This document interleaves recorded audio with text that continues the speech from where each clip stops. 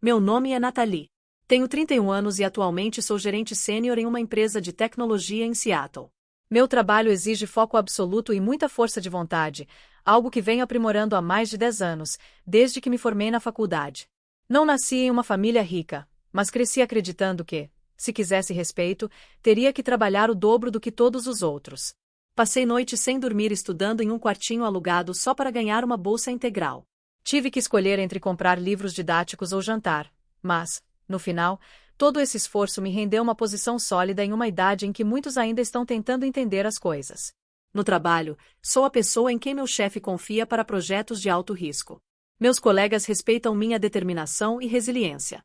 Minha equipe me chama de Nathalie de Aço, não porque sou fria, mas porque sou clara, justa e nunca deixo as emoções interferirem no trabalho. Mas, por baixo dessa casca dura, sei que ainda sou apenas uma mulher que quer ser amada, cuidada e ter a mão de alguém para segurar depois de um dia longo e cansativo. Eu já tive alguns relacionamentos no passado, mas todos terminaram rápido, em parte porque eu estava sempre ocupada e em parte porque alguns homens não conseguiam lidar com alguém com renda ou status mais altos. Um deles chegou a me dizer na cara: "Você me faz sentir menos homem." Eu ri, mas naquela noite fiquei sentado em frente ao espelho por um bom tempo. Eu não sabia o que estava fazendo de errado. Então, numa noite de início de primavera, com a chuva fria de Seattle ainda caindo, minha amiga íntima Ashley me convidou para a festa de aniversário do marido dela. Eu não queria ir. Estava exausta de reuniões seguidas, e me espremer no meio de uma multidão de estranhos nunca foi minha praia. Mas Ashley implorou: "Por favor, só uma hora. Você é minha madrinha. Não diga não assim." Aceitei relutantemente, e foi lá que conheci Ethan. Ele não era o tipo de homem que conquistava as pessoas à primeira vista. Não se destacava, não falava muito e não tentava impressionar. Mas seu sorriso, gentil e genuíno, me deixou estranhamente à vontade.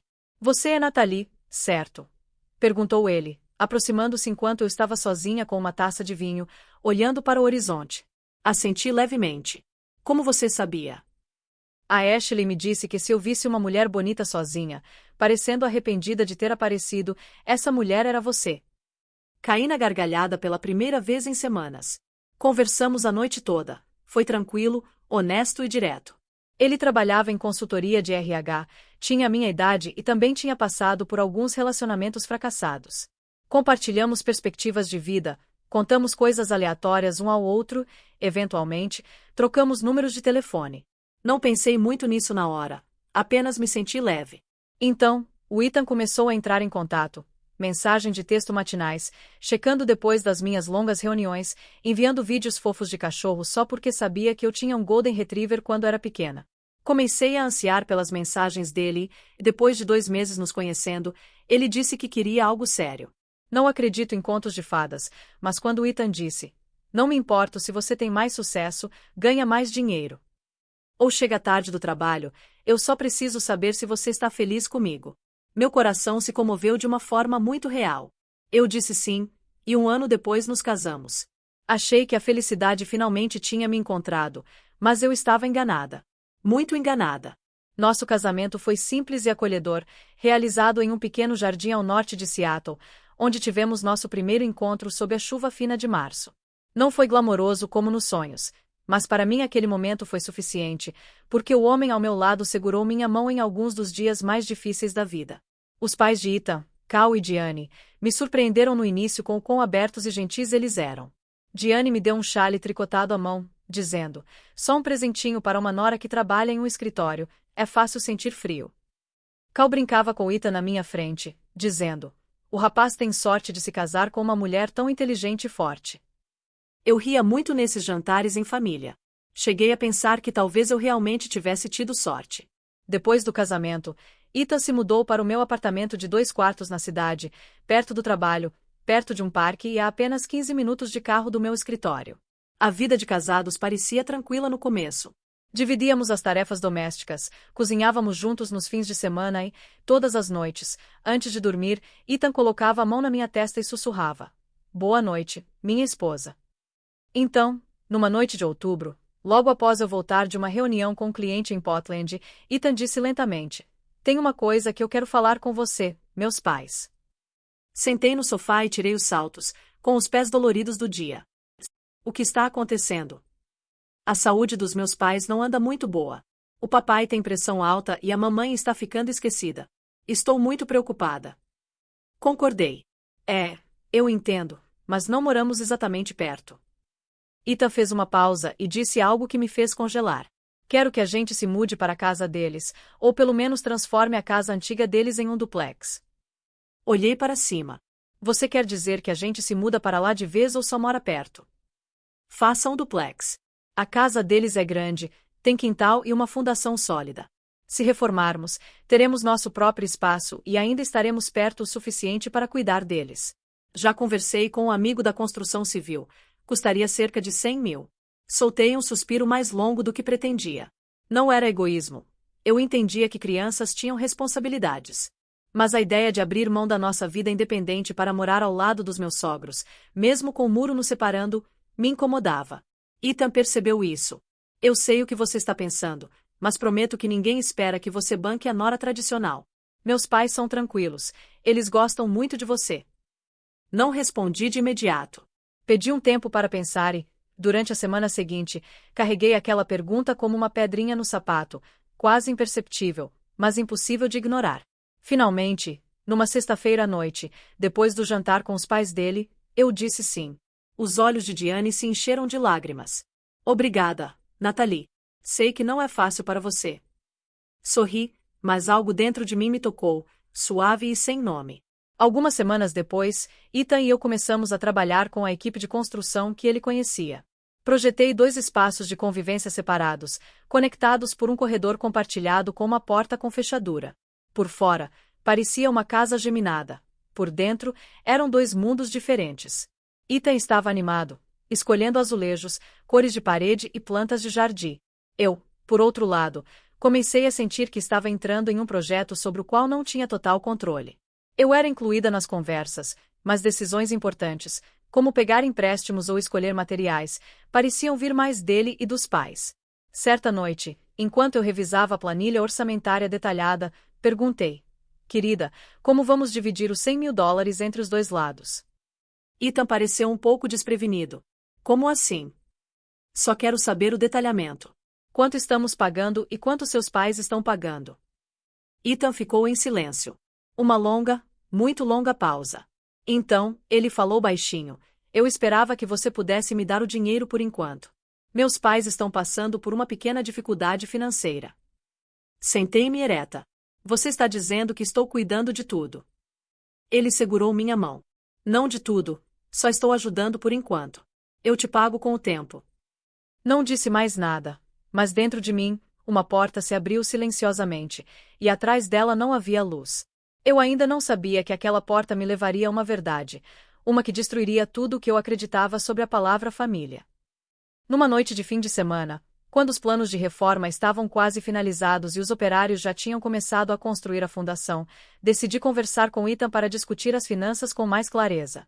Até então, eu havia pago quase todos os custos iniciais, taxas de projeto, depósito para construção e entrada para o material. Não sou do tipo que fica dando migalhas, mas também não gosto de ficar no escuro. Ethan, você pode me mostrar os custos totais e o detalhamento do orçamento?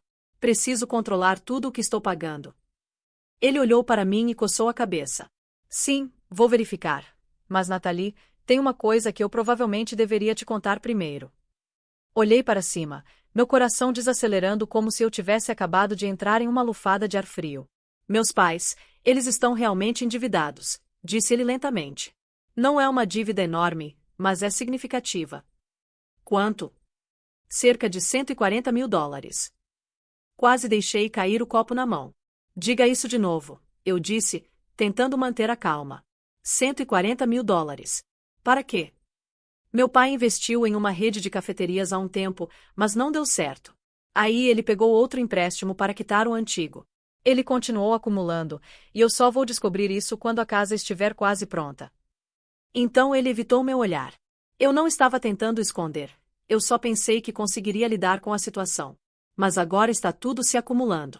Se não fizermos nada logo, eles podem perder a casa. Fiquei em silêncio. Uma enxurrada de números e suposições me atingiu de uma só vez. Eu já tinha gasto quase 85 mil dólares na reforma, e agora aquela dívida, eu estava afundado demais. O que você quer que eu faça? Perguntei, com a voz falhando. Ethan pegou minha mão. Sei que é pedir muito, mas você pode ajudar meus pais? Você é a única que pode salvá-los agora. E você? Eu te pago de volta, eu prometo.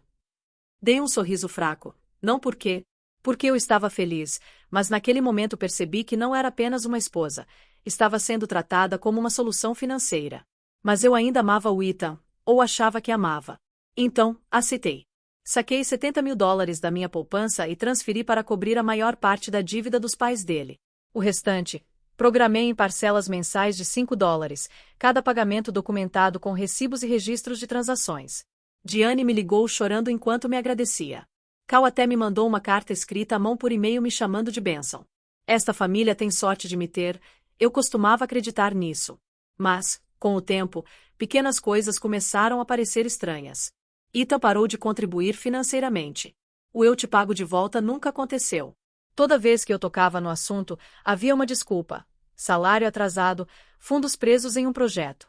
Quando pedi para ver o holerite dele para refazer nosso orçamento, ele disparou. Você não confia em mim? Porque tudo sempre se resume a dinheiro. Nathalie, eu não respondi. Eu estava cansado, mas continuei pagando. Um ano depois de fazer o 13º pagamento, Diane ligou, animada. Você é incrível. Quase terminando. Em apenas um ano, sinceramente, se não fosse por você, estaríamos na rua. Perguntei, quanto resta agora? Só uns $25.000, querida. Você realmente é a salvadora desta família. Desliguei, paralisado. 13 meses, e eu tinha gasto quase $120.000, sem contrato, sem papelada, apenas confiança. Então, uma noite, cheguei mais cedo do trabalho porque uma reunião foi cancelada e congelei do lado de fora da porta da sala. Risadas vinham de dentro. A voz de Cal. Tenho que reconhecer o Ethan. Ele encontrou uma esposa que não só traz o dinheiro, mas também sabe o seu lugar. Diane entrou na conversa. A dívida está quase quitada, a casa está reformada. Aquela garota é um diamante bruto. Então, Ethan, com uma pitada de sarcasmo, disse: mas quando tudo estiver resolvido, talvez eu deva deixá-la ir cedo ou tarde. Ela vai começar a fazer perguntas. Não sei quanto tempo fiquei ali, agarrada à bolsa, o coração batendo tão forte que eu não conseguia ouvir. Mas eu sabia de uma coisa. Aquela não era uma vida que eu estava construindo. Eu era o alvo de um plano posto em ação muito antes de eu dizer sim. Daquela noite em diante, eu não era mais a mesma Nathalie que ria durante o jantar, que acreditava em abraços calorosos e perdão silencioso. Eu não gritei, eu não confrontei. Em vez disso, fiquei quieta, como uma superfície calma escondendo uma tempestade se formando lá no fundo. Continuei pagando em dia, sem lembretes, $5.000 por mês das minhas economias e salário para cobrir a dívida. Além disso, as contas da reforma continuavam chegando como um coro cruel e repetitivo. Faturas de azulejos, honorários de pintor, instalação de novas janelas para a área de estar compartilhada, tudo por minha conta. O sorriso de Ethan nunca mudou. Todas as noites ele perguntava o que eu queria para o jantar, ocasionalmente me abraçava por trás enquanto eu cozinhava, apoiava o queixo no meu ombro e sussurrava: Obrigada, Nathalie. Sei que você está fazendo tanto por esta família. Eu concordava, mas por dentro não sentia nada. Comecei a vasculhar as finanças de Ethan numa tarde de sábado, enquanto ele assistia futebol com Cal. Abri meu laptop silenciosamente e procurei por qualquer registro de renda que ele já tivesse tido. Compartilhado comigo, o que de repente percebi que ele nunca teve desde o dia em que nos casamos. Eu nunca tinha visto um holerite de verdade.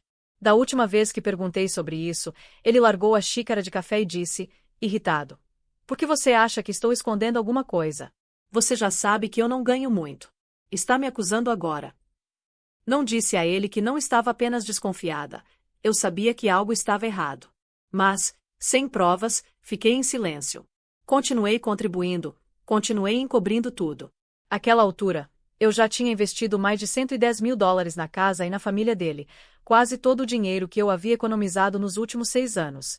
E, no entanto, estranhamente, Ethan sempre tinha dinheiro para outras coisas. Um novo par de tênis de edição limitada, o smartphone mais recente poucas semanas após o lançamento, uma pescaria de fim de semana com equipamentos novos. Eu não sabia de onde ele tirava o dinheiro, mas não era de mim. Certa vez, perguntei gentilmente: Você poderia ser mais transparente sobre nossas finanças para que possamos administrar as coisas juntos? Porque, agora, eu estou cuidando de tudo.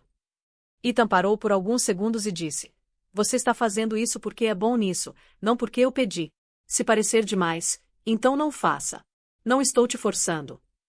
Dei um sorriso seco, o tipo de sorriso que só uma mulher que percebe que está sendo usada consegue ter, não alto, não raivoso, apenas o sorriso de alguém que não é mais ingênuo. Não perguntei mais nada depois disso. Também parei de compartilhar números de contas ou saldos, mas comecei a documentar cada pagamento de dívida, cada fatura de material, cada transferência bancária, cada mensagem que Ita me enviava pedindo ajuda só mais uma vez. Eu não sabia para que usaria tudo isso, mas sabia que um dia usaria. Meus sogros ainda agiam como se me adorassem, ainda me chamavam de anjinho da família, ainda me traziam a torta de maçã caseira deles nos fins de semana, como se eu não fosse a única carregando sozinha a dívida que eles criaram. Eles não sabiam que eu tinha ouvido aquela conversa naquela noite. Eles não sabiam que suas palavras, de ela ganha dinheiro como água quando a casa estiver pronta, vai ser fácil se livrar dela, ecoavam na minha cabeça toda vez que eu abria a carteira. Ethan ainda achava que eu acreditava nele, e eu o deixava pensar assim porque aprendi que uma mulher forte não precisa gritar para provar seu poder. Às vezes, o silêncio é a base de um contra-ataque perfeitamente calculado. Eu não sabia exatamente quando isso acabaria, mas sabia de uma coisa. Da próxima vez que eu gastasse dinheiro, não seria para pagar dívidas, seria para comprar minha liberdade de volta. Numa tarde chuvosa de quarta-feira, com o clima típico de Seattle, saí de uma reunião repentina com parceiros coreanos e fui para casa 3 horas mais cedo do que o esperado. Pensei em passar na minha padaria favorita para comprar biscoitos de castanha, depois voltar para casa e preparar o jantar para o Ethan. Algo que eu não fazia há algum tempo por causa do trabalho. Ao entrar na nossa rua, notei a SUV prata do Cal já estacionada na garagem. Estranho, já que não era domingo, eles geralmente só nos visitavam aos domingos. Abri a porta silenciosamente, deixando a luz do corredor apagada. Gotas de chuva pingavam do meu cabelo. Mas não notei risos e vozes vindo da sala de estar. Aquela garota é realmente uma mina de ouro. A voz do Ethan soou, aguda como vidro quebrado. Lembra da primeira vez que conheci a Natalie? Eu não conseguia acreditar que ela era o tipo de mulher que seria tão fácil de fisgar. Cal riu baixinho. Então Ethan entrou na conversa. É simples, apenas haja como se você se importasse. Diga algumas coisas fofas. Mulheres como ela são duronas por fora, mas no fundo sempre anseiam por amor. Estou certa. Totalmente, acrescentou uma voz feminina desconhecida. Ainda estou chocada que ela tenha aceitado a proposta tão facilmente. Esta casa é praticamente dela agora. A maioria das dívidas pagas, é só estender a compra por mais alguns meses e pronto. Fiquei paralisada. O ar ficou mais denso, como se alguém tivesse preenchido cada fresta com cola. Não sei quanto tempo fiquei ali, só sei que minha mão apertava a bolsa com tanta força que meus dedos ficaram brancos. Então, fiz a primeira coisa que me veio à mente. Me virei e saí como se nunca tivesse voltado para casa. Naquela noite, mandei uma mensagem para o Ethan dizendo que precisava ficar em um hotel por causa de uma visita a clientes internacionais. Ele respondeu com uma única frase: Fique bem, te amo. Fiquei olhando para a mensagem, mas não respondi. Por dentro, tudo se despedaçou, mas, a partir daqueles cacos, comecei a bolar um plano. Não chorei, não me enfureci, não explodi como em uma cena de drama. Apertei o botão de gravar. Na próxima vez que voltei para casa, levei um pequeno gravador enfiado no bolso do casaco. Fingi estar cansado, imerso em trabalho, como se não tivesse percebido que o jantar daquela noite incluía uma nova mulher apresentada como sócia. Sorri, servi vinho, conversei um pouco, mas por dentro eu estava registrando cada olhar, cada sorriso falso. Também compilei discretamente um detalhamento completo do nosso histórico financeiro. Cada dólar que gastei ao longo de 2 anos de casamento, reforma, pagamento de dívidas, despesas de moradia, tudo registrado em um arquivo confidencial. Enviei uma cópia ao meu advogado com um bilhete. Não faça nada, apenas guarde isso. Então, comecei o processo de transferência da casa para o meu nome. Inicialmente, por uma questão de transparência, sugere que fossemos coproprietários, mas agora eu tinha alguém cuidando da transferência da parte do Ethan para mim sob o pretexto de otimizar o imposto predial. Ele assinou sem pensar 2 vezes.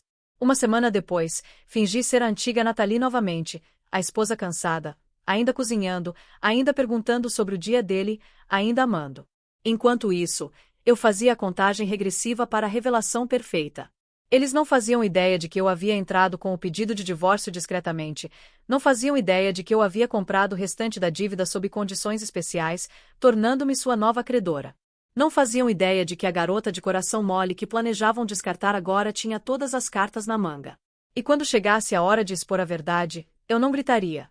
Simplesmente abriria a porta e os convidaria para sair da minha vida, um por um. Não com amargura, mas com a prova nascida de suas próprias mentiras.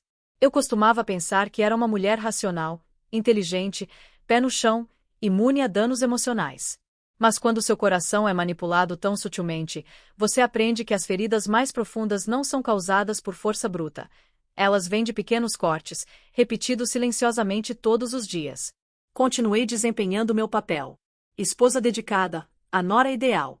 Continuei sorrindo quando Ita me abraçou por trás. Continuei concordando quando minha sogra me chamou de orgulho da família. Eu até aumentei as parcelas mensais para pagar a dívida deles mais rápido, só para que acreditassem que eu ainda confiava neles. Eles não perceberam que aqueles seriam os últimos dólares que eu lhes daria, não por amor, mas por desprezo, cuidadosamente envoltos em calma. No 18º mês dos meus pagamentos regulares, liguei para o banco que detinha a maior parte da dívida de Cal e Diane. Como fiadora original, ofereci-me para liquidar o saldo restante de uma só vez em troca da transferência integral da dívida para o meu nome. Não demorou muito. Eles concordaram de bom grado. Daquele momento em diante, eu, Natalie Parker, era oficialmente a detentora da dívida dos meus sogros. Uma semana depois, preenchi a papelada para transferir a propriedade total da casa reformada, onde toda a família agora morava, para o meu nome. Ita não questionou nada quando eu disse que era para o novo processamento do imposto estadual. Ele assinou os documentos com um meio sorriso e um olhar distraído. Lembro-me daquele momento com tanta clareza. Apenas uma frase ecoou na minha mente. Obrigada, Ita. Você acabou de me entregar a chave para acabar com tudo isso. Comecei a trabalhar discretamente com meu advogado particular, entrando com o pedido de divórcio no condado de King, com todos os detalhes mantidos em estrita confidencialidade.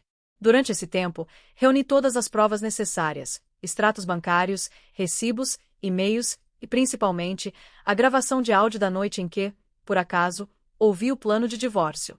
Minha advogada, Claudia Weston, uma mulher de 50 e poucos anos, perspicaz e serena, olhou para mim depois do nosso primeiro encontro e disse: se eu fosse você, não ficaria brava. Eu esperaria e, quando tudo estivesse pronto, eu apertaria o botão. Hora certa. Alvo certo. Respondi apenas com um sorriso fino e sem emoção. Na noite anterior à revelação de tudo, cozinhei como de costume. A lasanha favorita do Ethan, uma salada para minha sogra e bolo de manteiga de limão para o Cal. Até servi o vinho e fiz um brinde por finalmente ter quase quitado a dívida. Ethan sorriu radiante, os olhos brilhando. Não acredito que você conseguiu, Natalie. Sério, você é a melhor coisa que já me aconteceu. Bati de leve no copo dele e o encarei profundamente. Eu também acho, Ethan. Obrigada por me mostrar seu verdadeiro eu tão cedo. Ele não entendeu o que eu quis dizer, mas eu entendi, e não me apressei em explicar. Na manhã seguinte, acordei cedo e deixei os papéis do divórcio no balcão da cozinha, junto com uma cópia da transferência oficial da dívida, nomeando-me como novo credor de Cal e Diane, e um breve bilhete. Boa sorte na negociação com seu novo credor. Não tenho intenção de ser generoso. Saí daquela casa e me mudei para uma pequena cobertura que comprei secretamente com os lucros de um investimento privado que vinha cultivando nos últimos 3 anos. O lugar tinha vista para Elliott Bay, onde o nascer do sol refletia na água todas as manhãs, um lembrete de que a paz não é algo garantido, mas algo que você recupera com as próprias mãos. O advogado enviou notificações formais para Ethan e seus pais.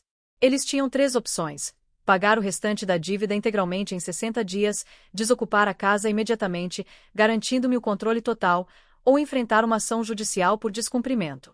Não fiquei para ver a reação deles porque já sabia que alguns relacionamentos não valem a pena salvar, e deixar ir na hora certa é muito melhor do que deixar a confiança apodrecer em algo irreparável. A única coisa que me arrependi foi não ter percebido antes que às vezes o perdão não é nobre, é apenas fraqueza disfarçada de moral.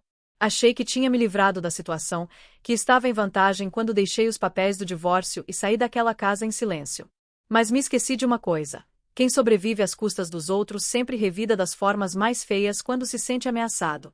Apenas 3 dias depois da entrega dos papéis do divórcio, Ita mandou uma mensagem pedindo para nos encontrarmos e conversarmos. Recusei. Disse a ele que toda comunicação deveria ser feita por via legal. Ele não respondeu. Pensei que fosse o fim da história. Mas naquela manhã de sábado, enquanto me preparava para um seminário sobre investimentos no centro da cidade, recebi uma ligação do meu corretor de imóveis, o Sr. Wallace. Sua voz era urgente. Nathalie, desculpe incomodá-la tão cedo.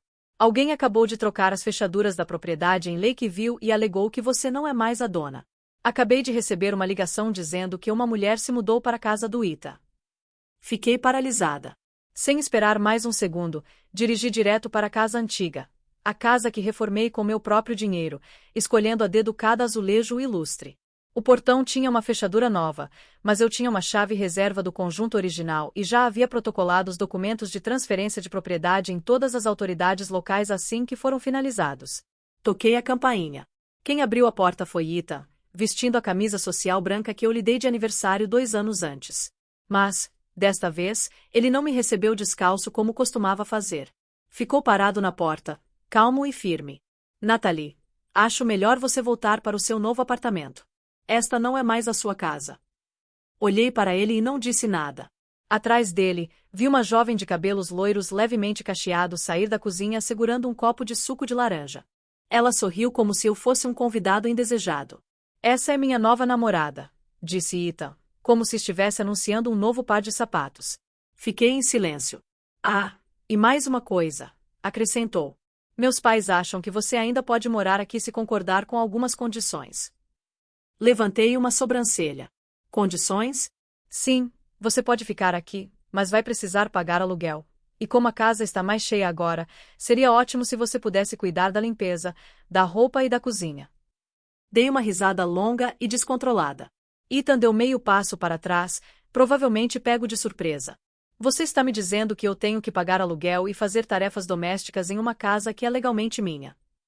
Ethan deu de ombros. Bem, você meio que se mudou. Eu só reorganizei as coisas um pouco. Tirei o celular do bolso e disquei rapidamente um número familiar. Oi, Cláudia. Sou eu disse quando a linha completou. Prepare-se para entrar com um processo por invasão de propriedade, ocupação ilegal e violação de propriedade. Sim, toda a família do ex-cunhado, a partir de hoje. Olhei Ethan fixamente nos olhos, sem nenhuma suavidade. Você tem 3 horas para fazer as malas e sair da minha casa com sua namorada e seus pais. Senão, a polícia chega antes do almoço. Seu rosto empalideceu. Você não pode fazer isso, Nathalie. Nós éramos casados. Éramos, enfatizei, e você terminou com isso. Me desculpe, mas você não disse que ainda me amava. Você me disse uma vez. Eu já disse um monte de coisas, interrompi, mas nunca disse que era burra. Virei-me e caminhei em direção ao portão, sentindo-me mais leve do que em 2 anos, como se tivesse acabado de perder um peso de 45 quilos. Ethan não me seguiu. Ele sabia que tinha acabado, e eu sabia que não era vingança. Isto era justiça. Em um mundo onde mulheres como eu são frequentemente chamadas de fortes demais para serem amadas, isso não se referia apenas ao Ethan. Era uma mensagem para todos que pensavam que a independência era algo que poderiam usar e abandonar. 3 dias após aquele confronto final na antiga casa, meu advogado enviou uma carta formal a Ethan e sua família. Ela dizia 3 coisas claras. Primeiro, a propriedade Lakeview era legalmente minha e registrada em meu nome no condado de King. Segundo, eles estavam morando lá ilegalmente. E terceiro, se eles não se mudassem em 7 dias, eu entraria com uma ação civil para removê-los. Eles ainda deviam mais de $60 mil. O valor não havia sido pago, apenas atrasado durante as negociações com o banco. Daquele momento em diante, Cal e Diane, os pais de Ethan, eram os únicos responsáveis, já que foram eles que originalmente tomaram o dinheiro emprestado. Cláudia, minha advogada, incluiu todas as provas. Extratos bancários, o contrato comprovando que a dívida havia sido transferida para mim e todos os documentos legais necessários. Não deixamos nada de fora. Naquela mesma tarde, Ethan me ligou 5 vezes. Não atendi. Ele enviou uma mensagem. Eu sei que você está bravo, mas não precisamos transformar isso em uma guerra. Respondi com uma frase. Deixe seu advogado falar com o meu. Então, entrei com uma ação civil contra Ethan e sua namorada, a mulher loira que vi na minha cozinha, por adultério e violação da ética conjugal. Em Washington, a traição nem sempre altera o resultado do divórcio, mas se causar prejuízo financeiro e houver provas, o culpado pode ser responsabilizado. Isso inclui pensão alimentícia. E eu tinha todas as provas.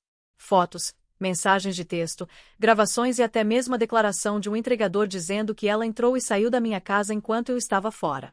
Cláudia entrou com uma ação no valor de $75.000. A indenização cobria sofrimento emocional, danos à propriedade pessoal e custas judiciais. Mas não parei por aí.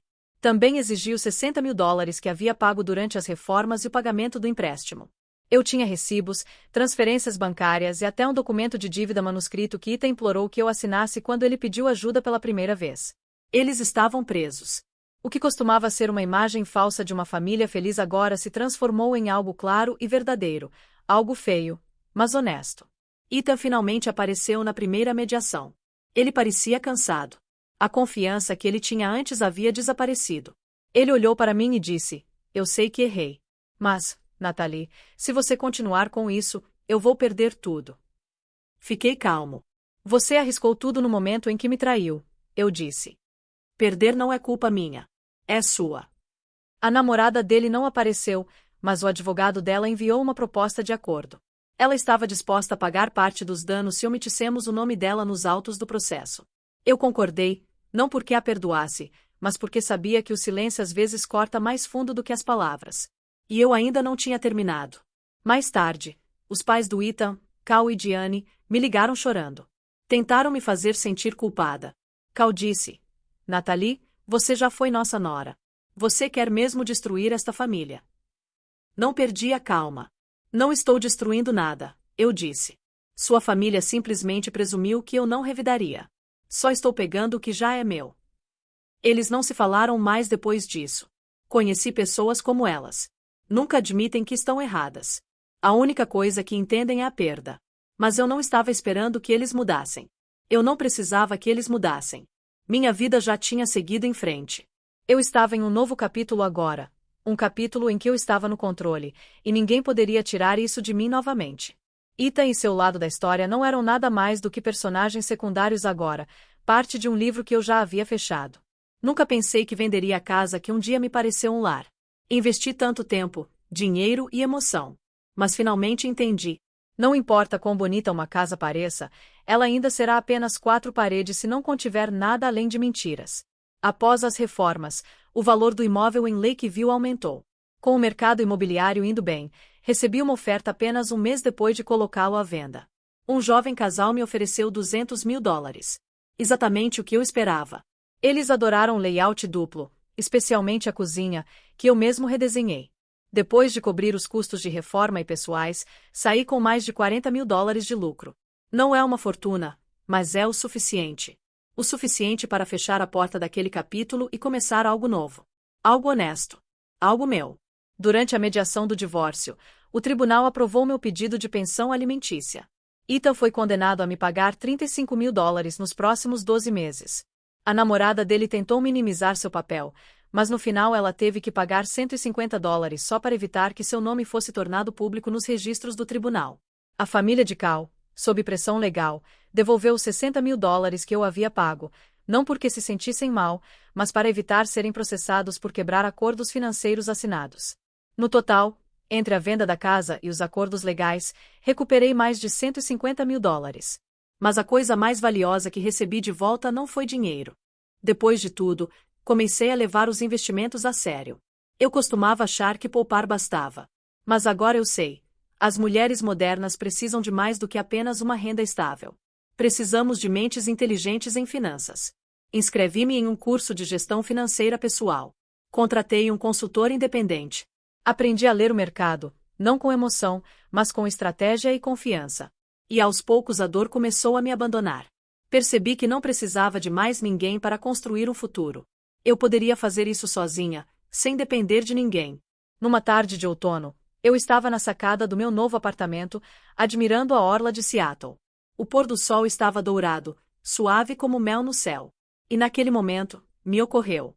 Eu estava finalmente vivendo a vida que a antiga Natalie sonhava, mas nunca acreditou que poderia ter. Não mantenho contato com o Ita. Não me importa se ele e aquela mulher ainda estão juntos. Essa não é mais a minha história. Eu não destruí o passado. Eu não o neguei. Apenas fechei aquele livro e o coloquei onde ele pertence, atrás de mim. Meus pais, que antes não entendiam por que escolhi alguém como Ethan, agora estão mais próximos de mim do que nunca. Eles nunca disseram, você estava certo. Mas o jeito como minha mãe olhou ao redor do meu novo lugar me disse tudo. Meu pai, sempre quieto, apenas deu um tapinha no meu ombro e disse, você é mais forte do que eu jamais imaginei. Sorri. Não precisava das palavras deles. Eu já sabia que não era a mesma mulher de antes. Eu sou Nathalie. A mulher que um dia amou profundamente e foi facilmente usada por isso. Mas agora, eu me amo mais do que qualquer outra pessoa jamais poderia amar. Não me fechei para o mundo. Mas agora tenho cuidado com quem deixo entrar. Não porque eu esteja com medo, mas porque aprendi uma verdade importante. Nem todos que se aproximam estão lá para te ajudar. Alguns só vêm para te ajudar. Se você me perguntar se me arrependo de amar Ethan, minha resposta é não. Porque sem ele eu não teria aprendido quais são meus limites. Eu não saberia até onde poderia ir quando parasse de me segurar. E acima de tudo, eu nunca teria aprendido que, às vezes, aquilo que achamos que não podemos viver sem, é exatamente aquilo que mais precisamos deixar ir. Mas eu deixei ir. E agora estou vivendo, realmente vivendo. A história de Nathalie é a prova de que o amor nem sempre vem acompanhado de lealdade. Mas aprender a amar com sabedoria, e aprender a amar a si mesmo primeiro, é o que mais importa. Depois de toda a dor, ela não só obteve justiça. Ela saiu mais inteligente, mais forte e mais equilibrada. Ela não deixou que a tristeza a definisse. Ela usou isso para construir uma vida que finalmente parece ser dela. Um lembrete para todos nós: deixar ir no momento certo é o primeiro passo real em direção à liberdade. O que você acha da jornada da Nathalie? Ela fez a coisa certa ao defender seu valor? Conte para a gente nos comentários. E não se esqueça de seguir o canal para mais histórias reais sobre amor, força e recomeços.